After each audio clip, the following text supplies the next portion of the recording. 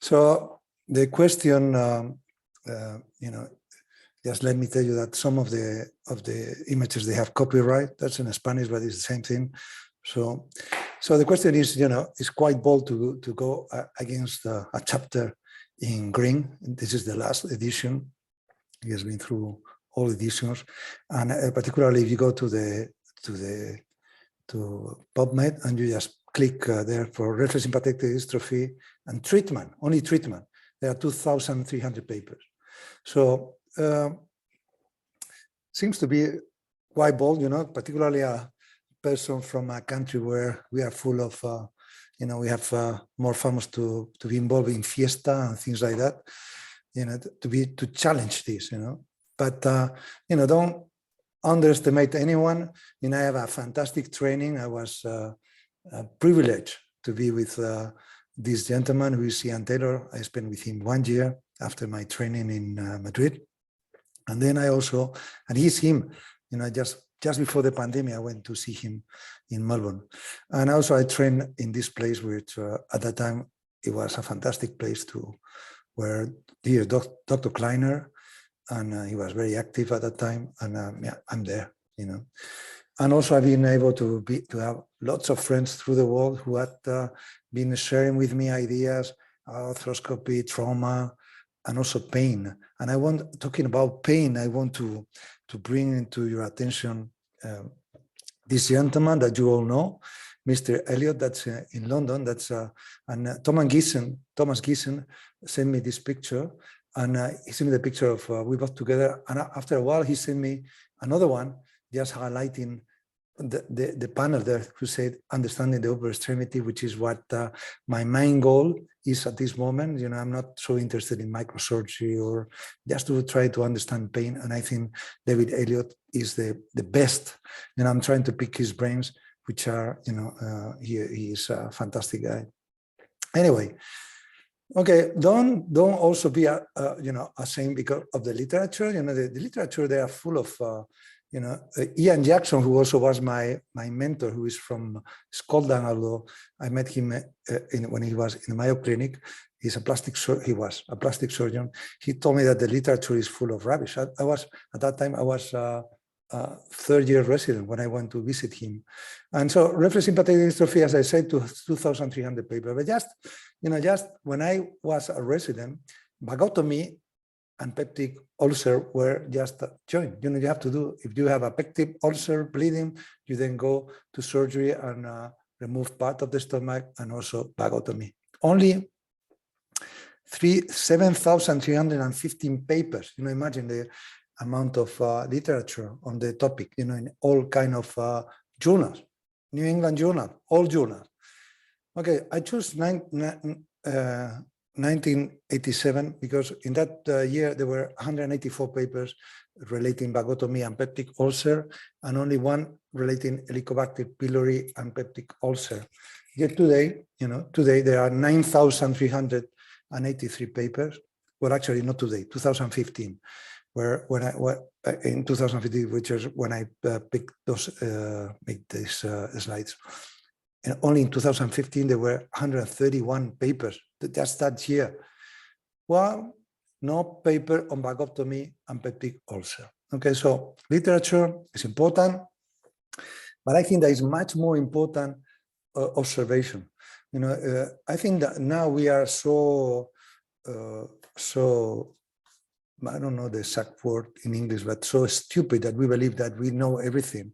And so we think that the only thing we have to do is to analyze results, to ask patients how they feel and everything. But observation is not important when, in my view, observation is very important because medicine is going to change as much in the next 200 years as it has changed in the previous 200 years. So, be ready for big changes in every aspect. And talking about CRPS, this patient, I started my love affair with CRPS about 25 years ago when I had this patient who was a plumber. This is a very old slide. As you can see, this is just a picture from my slide.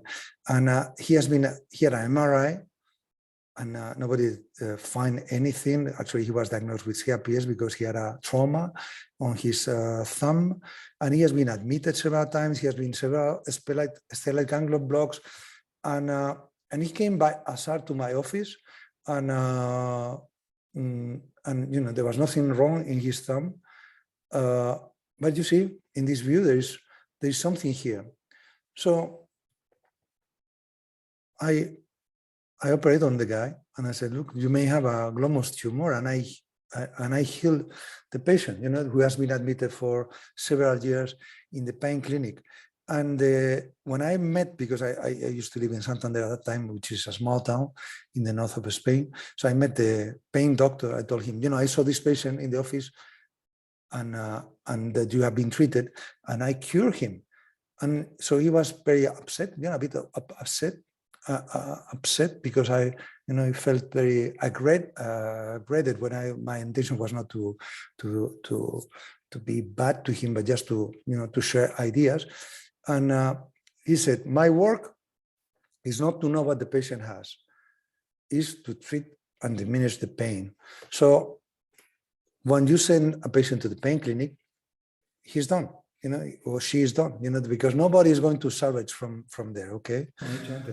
And also, I started to see patients where, this is in Spanish, but she's saying that she has a lot of pain here and burning, anything that touches her. I'm going to put the sound a bit lower, because he has allodynia, and she has been operated for a distal radius fracture. I thought the plate was a bit too radial, so I removed the plate and also released the carpal tunnel. It didn't work. Okay, here he is working, and here she is,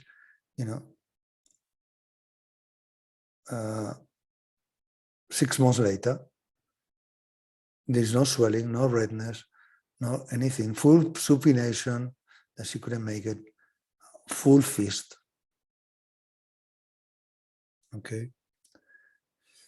So when I started to write about this, and because I started to accumulate ideas, at the beginning it was, like a Quixote or something like that. Everybody was laughing at me, but I've been working on that, and I've been presented some keynote lectures. Still, it's quite difficult to convince others that CRPS is still is not such an important condition. I send papers, and my first paper is after the 10th reviewer, and I have to entertain 10 different reviewers before this paper in PRS was accepted, which I will talk about that. So that will give you an idea of how difficult, if you are against the flow, how difficult things can be. And we'll talk about this paper. So actually my lecture, I would like to entitle it as something you should know before you tell your next patient they have CRPS. Okay, so because we are so much influenced by what we have read, I want you to relax. Most of you are in your home, so just relax.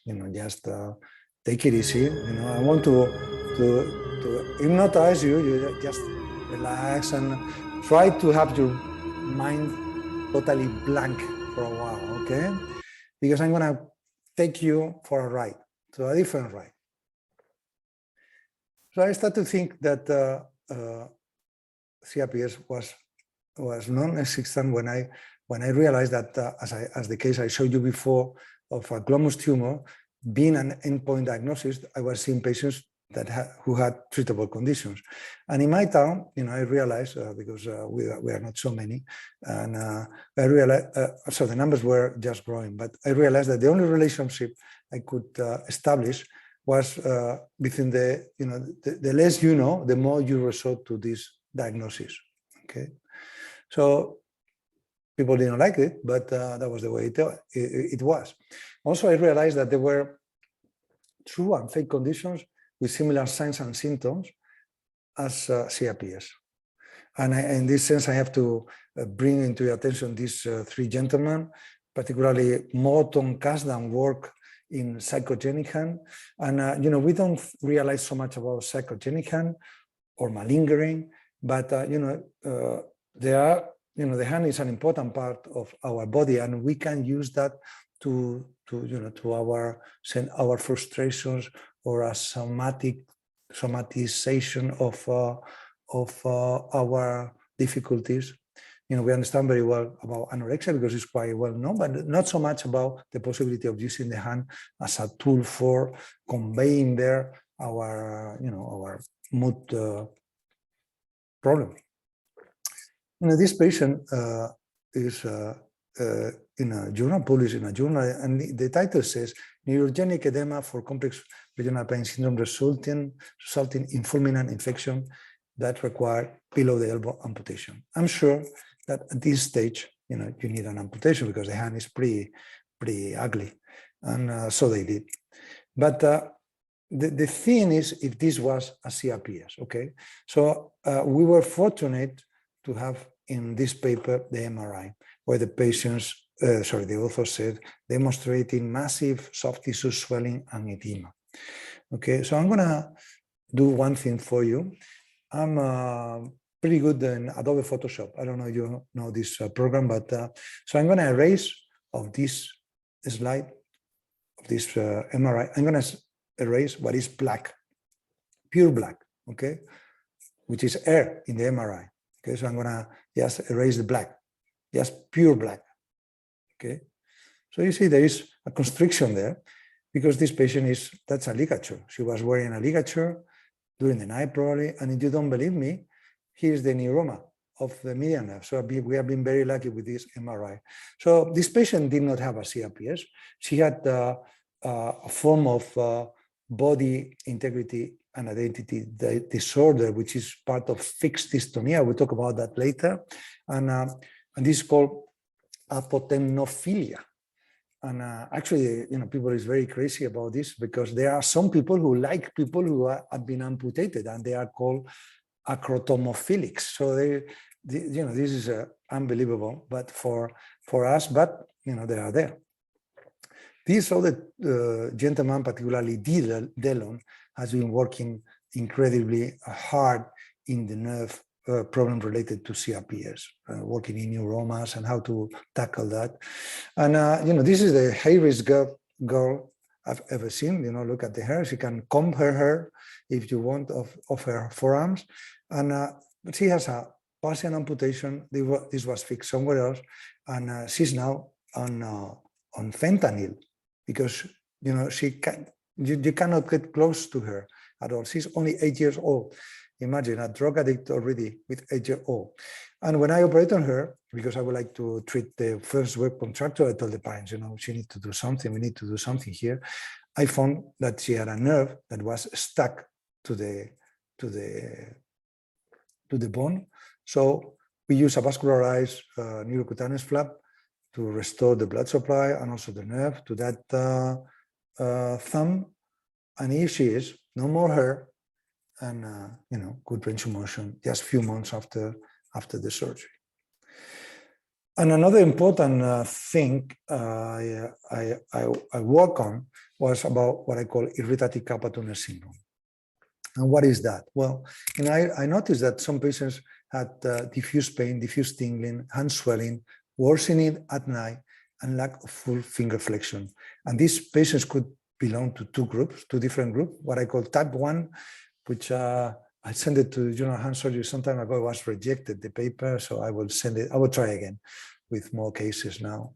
And so this type 1 are patients who are older. They are around 70, although not all. I've seen young people too now. But as a rule, there are older people. This guy, for example, he can make a fist in both hands, so it's bilateral often.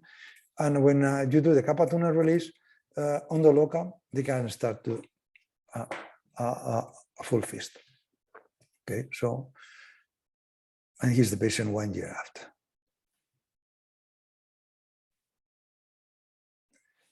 And there was another group who had trauma. We had trauma. They were much younger. I call it type 2, and they were all diagnosed with CRPS1. Okay, and they all have pictures of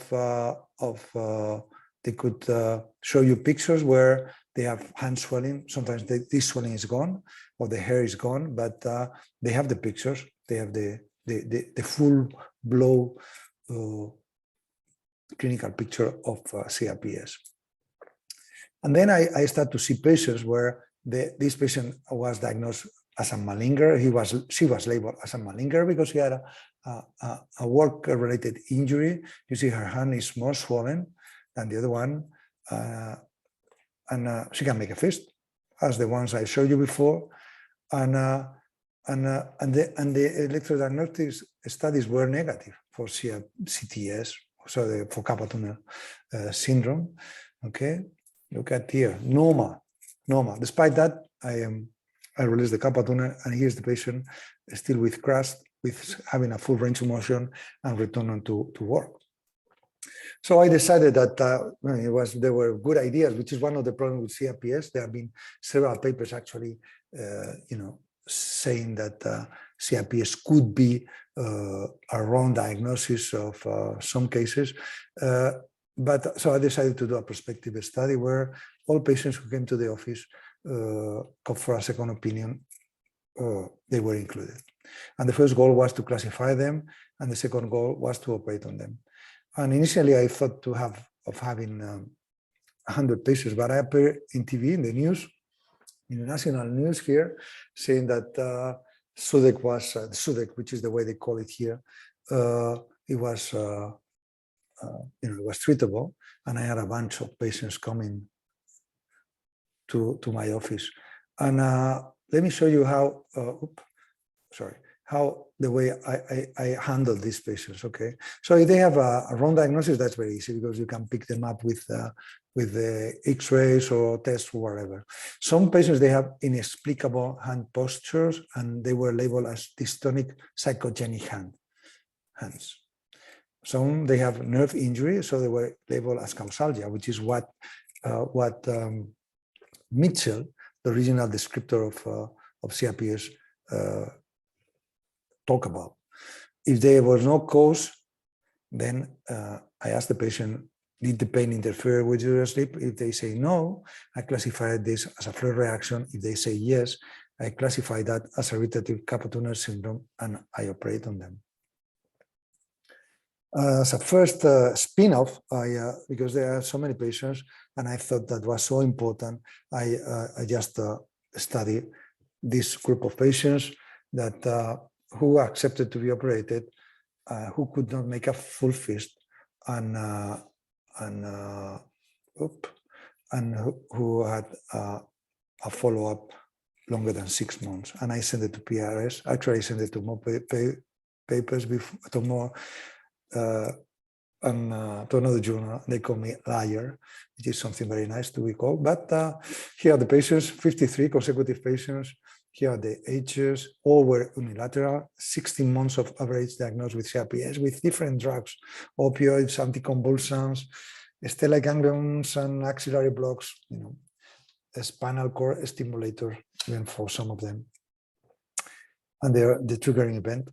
So funny thing is that only 20% had the allodynia in the radial nerve distribution, and 40% were ulnar. That's they depicted in these drawings where they have the allodynia, and another 40% it was atypical. Sometimes the small finger only, sometimes the thumb only, the wrist or the knuckles. We also study some of them with other they had electrodiagnostic studies, and surprisingly 43 of 45 that we had, because some patients didn't want to have this test, they were normal or equivocal at least. So surgery was on the local if possible, because sometimes we did more surgery with tourniquet, no sympatholytic drugs or blocks or anything like that. After the surgery, here are the patients, and some surgery we did in some of them. And here are the results. We study pain, allodynia, dysesthesias, stiffness. We'll talk about stiffness later. Swelling, palm to pulp distance, and the dash. And different time frames, obviously. And here are the results, which I'm going to summarize this in this graphic, where this in PRS, where you can see how the thing dropped this first week, 6 weeks, 3 months, and final. This is the first patient. Okay, so you see she cannot make a fist. So I'm asking her to so she has already the local in, and she cannot make a fist.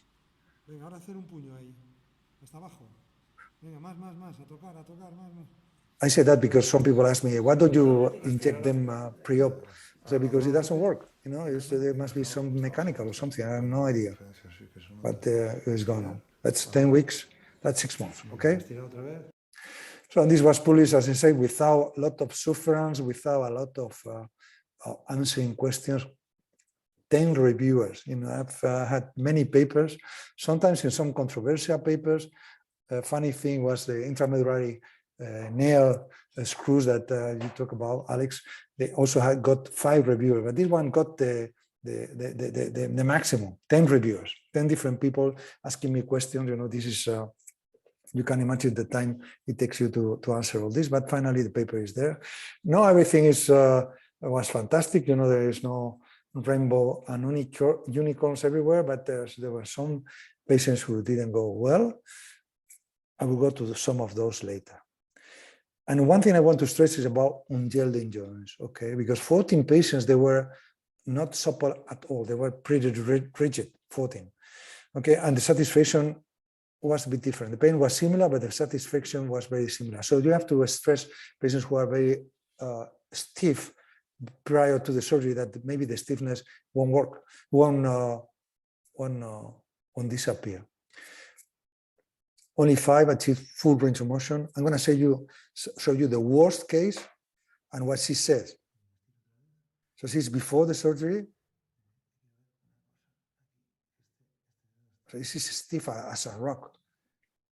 Everything, you know, I'm trying to push the MP joints, you know, it doesn't move at all. And this is 1 year. Bit better, you know, the thumb and the index, they have improved a lot. Actually, I did a release of the joints. But look what she said. Yo cuando se me pasó la anestesia, a mí ya me dejó de doler. O sea, ya nunca más me dolió como me dolía la mano antes. Que me dolía hasta con que me rozara una sábana. So she said that, as I read, that anything was painful before the surgery. So, and this is the other, I don't know, the other side of the coin. You know, she's quite stiff too. She's a cop, actually. She's a riot police officer, and that's her. She had a extensor tendon injury, I think, her original injury, and that's after the surgery. Okay, okay, and don't go to riots, because if she will be there to stop you. So just some points about this irritative carpal tunnel syndrome. There are some papers, you know, as long as 1962, already there was a paper in Surgery, Gynecology and Obstetrics, one journal, pretty famous at that time, where they linked carpal tunnel syndrome and CRPS1. Okay, so one of the problems of linking this condition is that they are not the same, because irritative carpal tunnel syndrome is not the same as carpal tunnel syndrome. Okay, because allodynia is very prominent. It's not prominent in carpal tunnel. They are most of the patients, they are unable to make a full fist, which is not typical of carpal tunnel syndrome. The symptoms are away from the median nerve. Remember that only, I think, 20% or 30% was in the median nerve distribution, and the electrodiagnostic studies are often unhelpful. Okay, as I showed you before, most patients is negative or just minor compression. Okay, so they are different conditions. In PRS, they made me to remove the irritative carpal tunnel syndrome idea, but you know, they were wrong. You know, because they are very different, and that's, if we keep calling this carpal tunnel syndrome, it won't help patients, because it's a different one. Call it whatever you want. I call it irritative carpal tunnel syndrome, but and why the electrical studies are normal, you know. Because it's not a compression, it's something different. You know, in these patients, you know, the pain fibers and the sympathetic fibers, they go through A delta and C fibers. They don't go through these ones, that they are the touch fibers. And they go because we measure the average. And these fibers, if all the fibers that they go at 2 meters per second, they are going at 0 meters per second, they won't be, the reading will be the same. It won't change. Okay, so well, let's go to the MIND study. That is the one I'm now suffering, is struggling in one of these journals. We'll talk about that later. So I kept studying those until I got, I thought that was a fair number, which is 225. So this was last year. And the goal was the same, classify them and to operate on them if needed. Okay, and this is a classification. Okay, just I want to stress that one third, more than one third, they are wrong diagnosis. Okay, so we have to think about that. That cannot be our basket bin where we throw everything that we don't know. And another third is miscellanea. We talk about that too. And 40% is irritative carpal tunnel syndrome. Okay, so what we did with those patients, you know, not all patients needed surgery. Okay, so I operate on, and some patients needn't, although they need surgery, they refuse it. So I will talk about all of them. Okay, I operate on 125, which supposedly CRPS patients, you should not operate on them.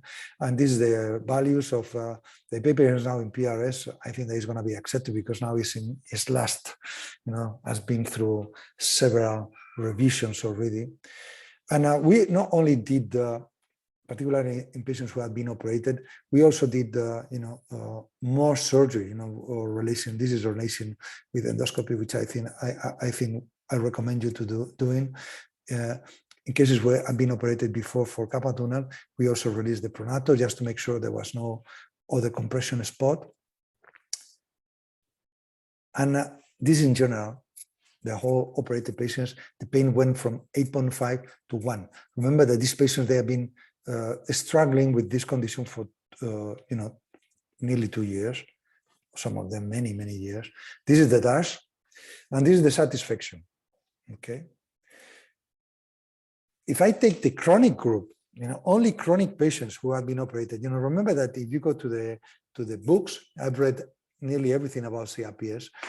They say chronic patients, they have about 0.5% of getting healed, okay, or getting well. Most of them because they think they are psychiatric patients. So I operate on 37, which were longer than 1 year, which is supposed to be chronic and incurable. And the pain went from 8.4 to 1.4 on the dash and the satisfaction. Okay. Here's one chronic patient. She has been a scaphoid fracture. She has been, how to say, when you are,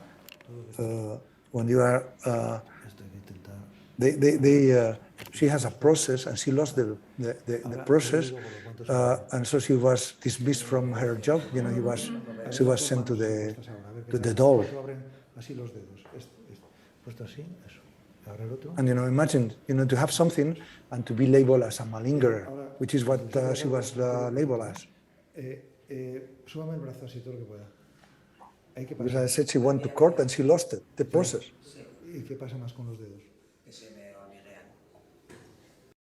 So that's intraoperative. Listen, the thumb now obeys me. She can make a thumb. Sorry, a fist. That's 26 months.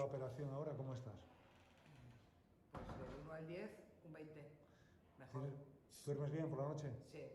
¿Tomas alguna medicación? Nada. Nada. También.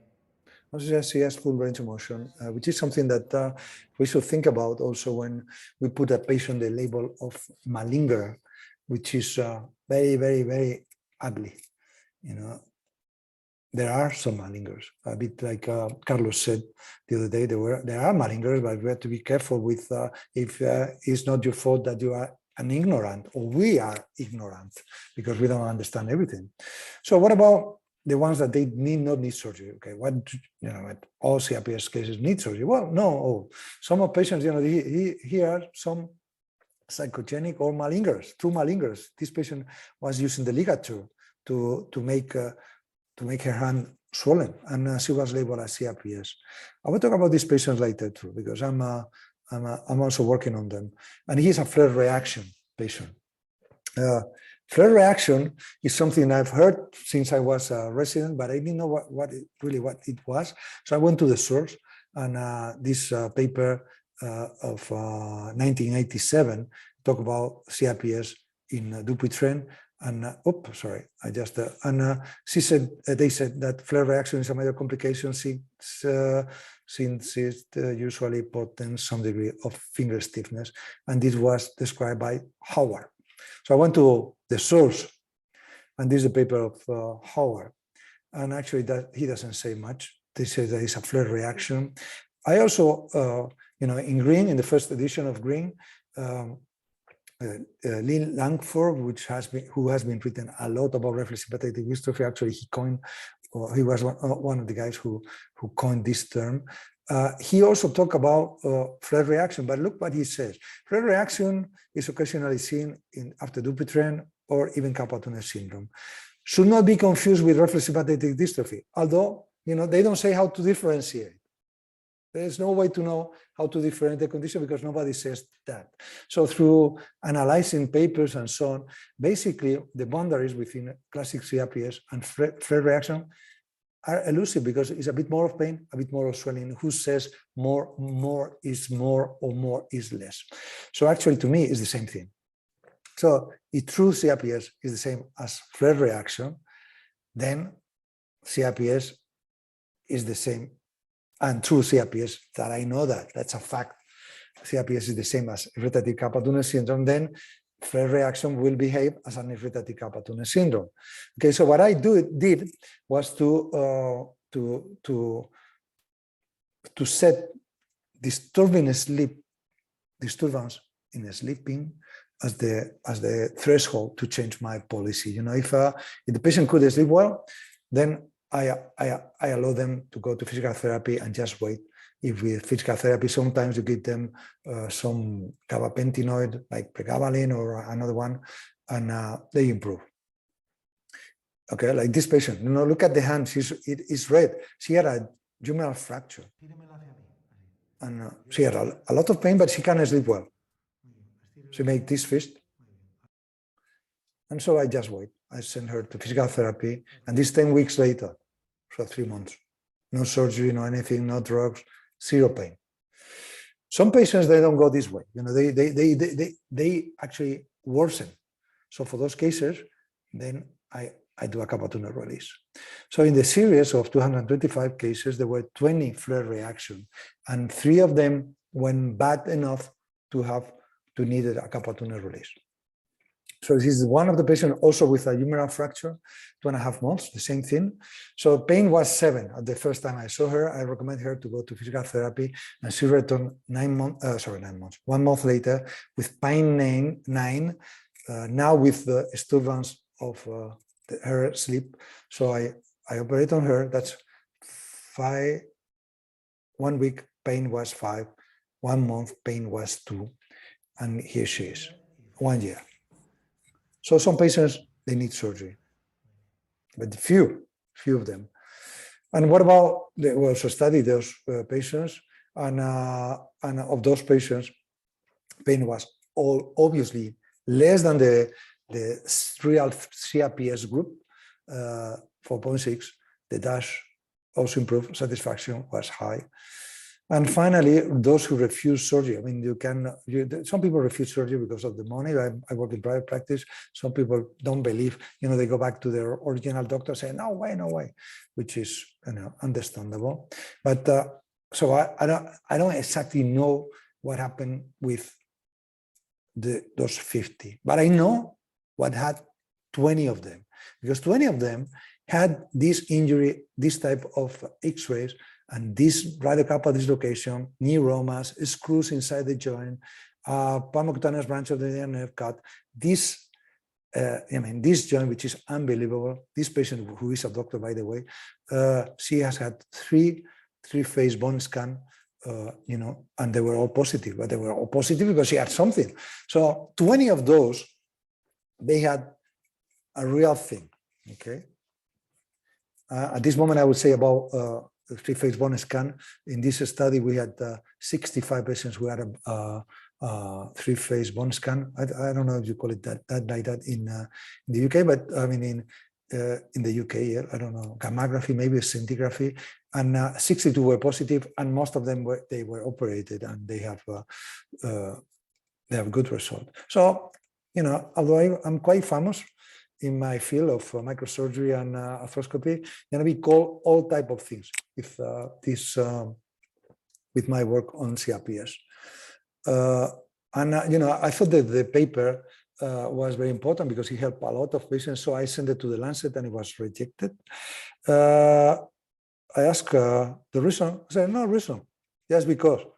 So after 1 month of deliverance, so because it was a bit against the flow. I also sent it to Journal Bone and Joint because I would like to hit different people to the ones I sent it in PRS. I would like to also to the world of orthopedic surgeon, because that can be also for the foot. Actually, we are operating foot. I can talk that in the discussion, and also they respond pretty well.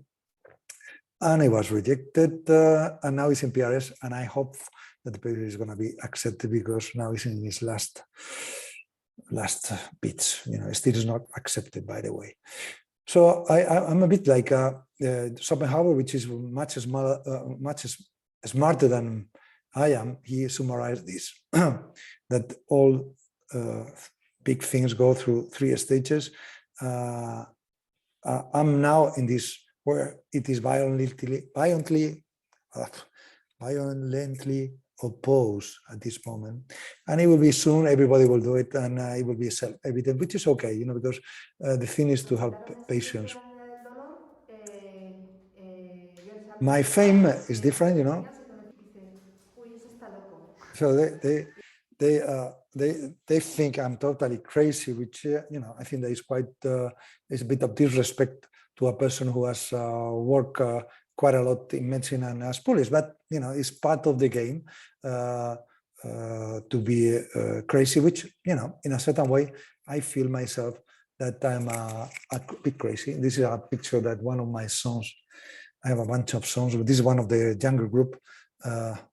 He did this picture for me, and I think I have my, you have to be crazy, otherwise you will be doing the same thing always. And one of the second spin-off of this work is on dystonia, psychogenic hand. I'm working on that because I think these patients, some of these patients, they are misplaced in the wrong label and they become crazy. But actually, they are pretty well. And now the paper is still in preparation. I want to send this to a neurology journal. We have operated, or I have operated 14 patients.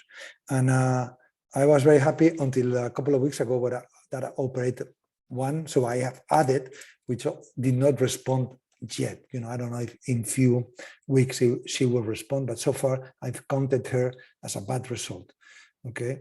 So they all presented with 3 irritative carpal tunnel syndrome signs and symptoms. Which, what turns me on about, in general, in surgery, in life, is challenging the dogma. And I think that the dogma is not to operate on this patient. She has what is a typical clenched fist syndrome. But, this patient had some signs and symptoms that I thought there was more irritative carpal tunnel syndrome. And she is 2.5 years after the surgery, fully corrected.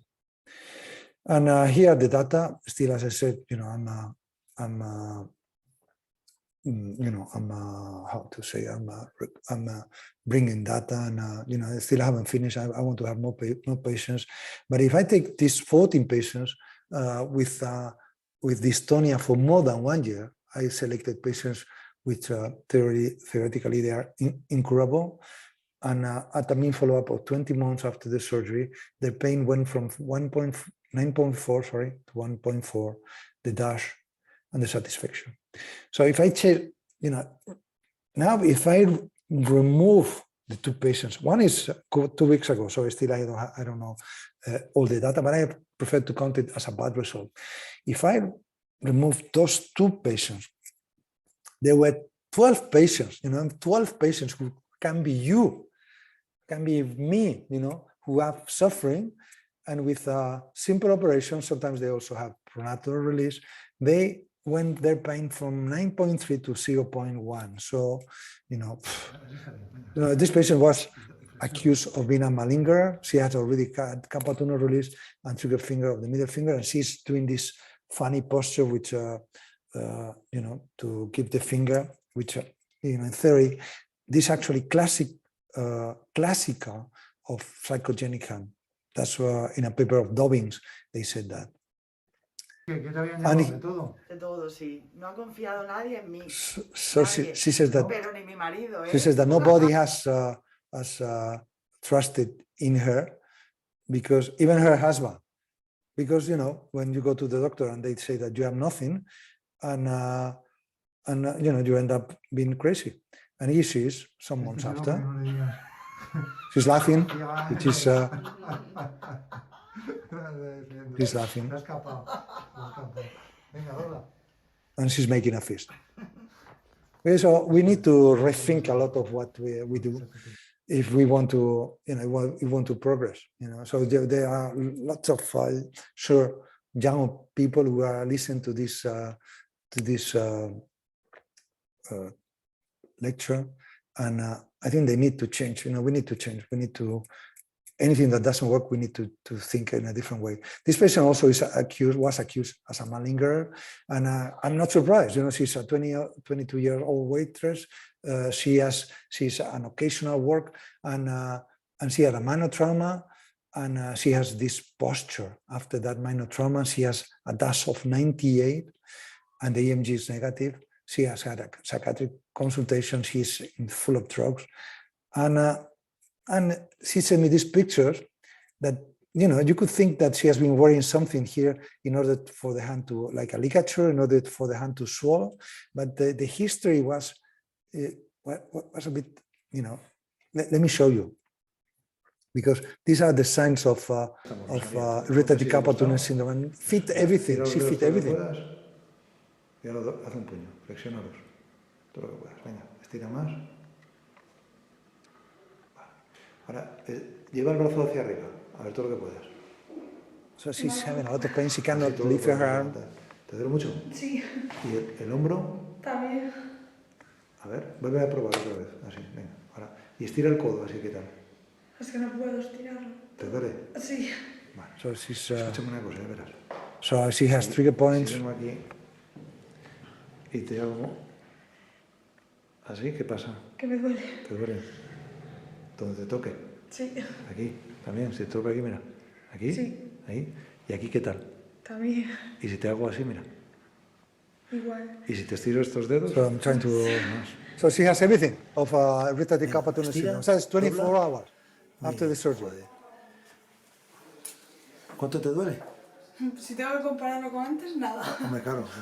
So the next day, the face is Tira el different. brazo así para arriba. Different face. 2.5 years or 2 years. Sorry, full range of motion.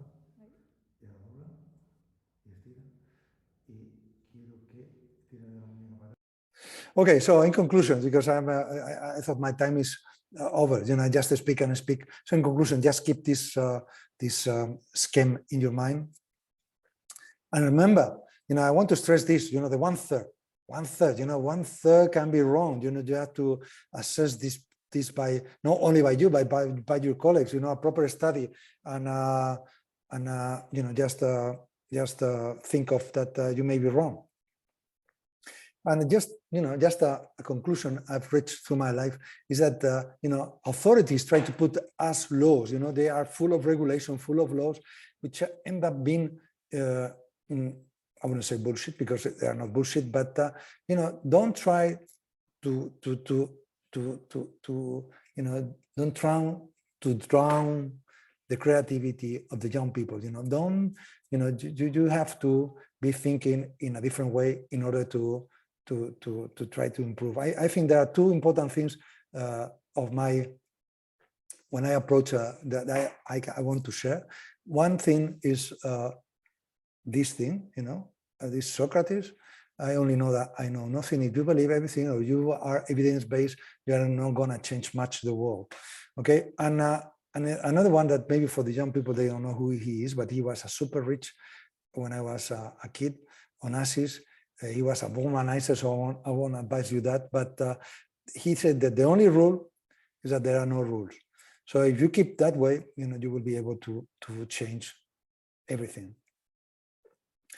Don't forget also that these are very two important papers. I know Carlos mentioned the paper of Ochoa last week. There are malingerers. There are people who try to cheat us because they want revenues from different family or of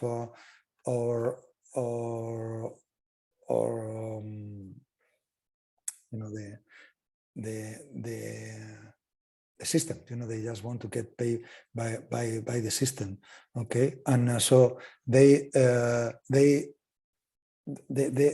have been assessed at 30% to 6%. So there are patients who actually want to cheat us in a different way. So this is the end of my talk. I want to finish. I want now to snap you out of it like this guy, and I'm gonna send you back to the real world. But just remember this case. He's the youngest patient of the series. He's only 13 years old. He has been 4 months admitted in a pain clinic. He has had stellar ganglion blocks. He has had, he's now with fentanyl. Actually, after the surgery, he went into a withdrawal problem. We have to put him fentanyl again because he has started to vomit it and everything. But he's immediately after the surgery, and he's 6 weeks. So it's up to you whether you think CRPS exists or not, And this is where I jog in the morning, and in the morning, that's in February. It's still dark. Actually, I broke 2 ribs one day in February this year. I broke 2 ribs running because I tripped over one thing. It's pretty dark. So thank you very much for this opportunity.